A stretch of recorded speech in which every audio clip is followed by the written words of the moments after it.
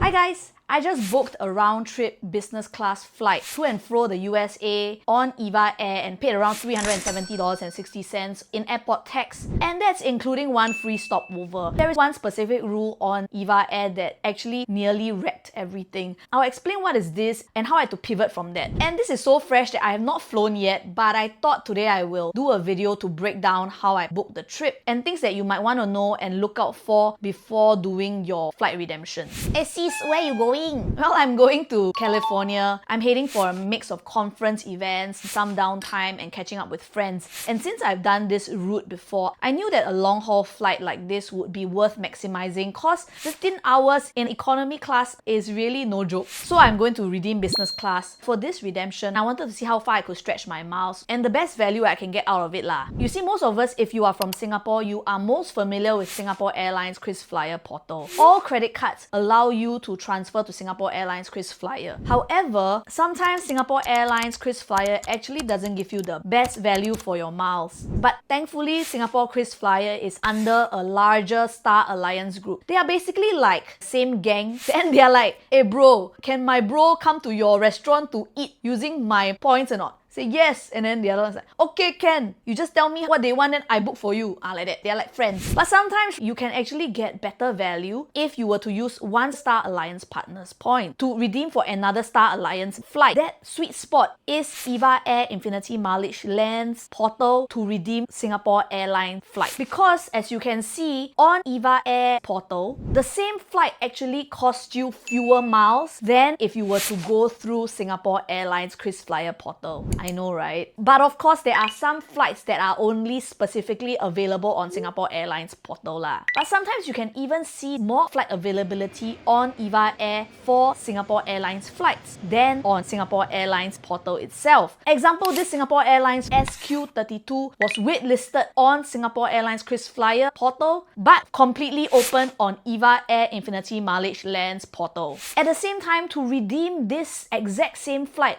on KrisFlyer portal will cost me 107,000 miles, while on EVA Air, it will only cost me 97,500 miles. That's about an 8% savings. But some of you might say, but sis, airport tax on EVA Air higher leh. Yes, even though EVA Air's airport taxes are slightly higher, the total cost still came out ahead when I calculated the value per mile. So after I decided to book via EVA Air, now I will show you where my miles are coming from, because that's when it gets so spicy. So you see, to fund my redemption, I already had 70 over thousand in my EVA Air Infinity Mileage Lands portal transferred from my Citibank credit card, while I was going to transfer another 119,000 miles from my Heymax portal, which is a miles version of Shopback. To transfer your miles from your credit card to EVA Air Infinity Mileage Lands portal is pretty straightforward. All you need to do is go to your portal, choose points transfer, and choose EVA Air, and it should be done within 5 working days. But Heymax is slightly different. So what I needed to do on Heymax was to initiate a redemption via the transfer miles option, which is really the best for business class. If you are redeeming economy, then choose fly anywhere. The Heymax team took around 5 days to process this redemption, and they issued me a virtual Visa card, which is worth around this amount. I would need to use their virtual Visa card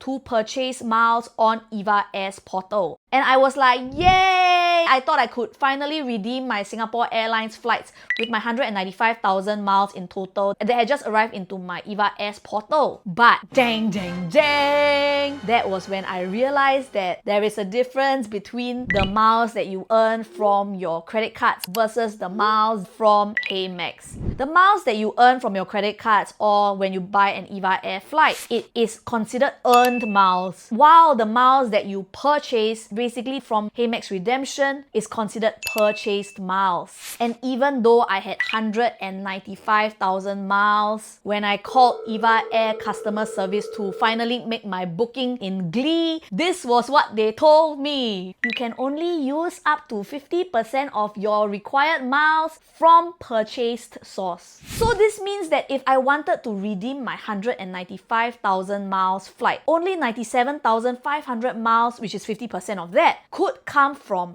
Heymax. Heymax. So now I had to choose, I either have to wait 5 more days to transfer more miles from my other credit cards that would be under earned miles, or I could redeem an EVA Air flight on EVA Air's portal with 150,000 miles. What did I choose? I actually chose option 2 because I didn't want to risk my flight not being available, because that was what happened the previous time when I was set on this date, and when I was waiting for my miles to be transferred in, the flight was booked. So I was just like, no, I cannot risk this anymore. Did you know that EVA Air also allows you to stop over once or twice on a round-trip long-haul international route? Which flights allow you to have 1 free stopover and which flights allow you to have 2 free stopovers? So if you were to book EVA Air round-trip flights, then you can get 1 free stopover. If you were to book Star Alliance flights, you can get 2 free stopovers, all for the same miles, provided the routes available lah. So I actually was intending to go from Singapore to San Francisco and then Seattle to Singapore. That would be an open draw ticket. So that's my round trip set. Then, if I were to redeem EVA Air, I would get 1 free stopover on either to or fro. So I chose Taipei for my flight 2. So if I were to choose this same route to book the Star Alliance flights like Lufthansa, Thai Airways, or Singapore Airlines, United, then I could actually have 2 free stopovers. But the 2 free stopovers, you cannot just choose whatever you want, You must choose the routes that are already available. So example like Frankfurt or like Narita or like Bangkok. On the portal, they will show you as transits. And if you wanted to make them stopovers, you have to book the entire booking by calling EVA Air customer service hotline. So here's what I ended up redeeming: 76,256 earned miles and 73,744 purchased miles. That makes a total of 150,000 miles with tax of $370.60. Yes, you do have to pay extra airport tax for every stopover. So valuing the miles at a conservative estimate at 1.25 cents per mile, this trip is worth around $2,245.60. That's cheaper than a premium economy ticket that will cost you around $2,418. If you would pay that amount for a premium economy, but you could get a business class ticket, that's really quite good value. So for me, it's not just saving the money, it's about upgrading the experience at a fraction of the cost. Okay, so I hope that was helpful. I have not taken the flight yet. Until then, I hope this gives you a fresh way to think about your miles. Even if you're just starting out, you can still plan already. Feel free to like, and if you're like me who really love traveling and being able to do so with a little budget, then feel free to subscribe and let's do this together. And definitely do check out my previous video where I tested all the travel cards and found the best one so far. Thanks for watching, and I'll see you in the next video.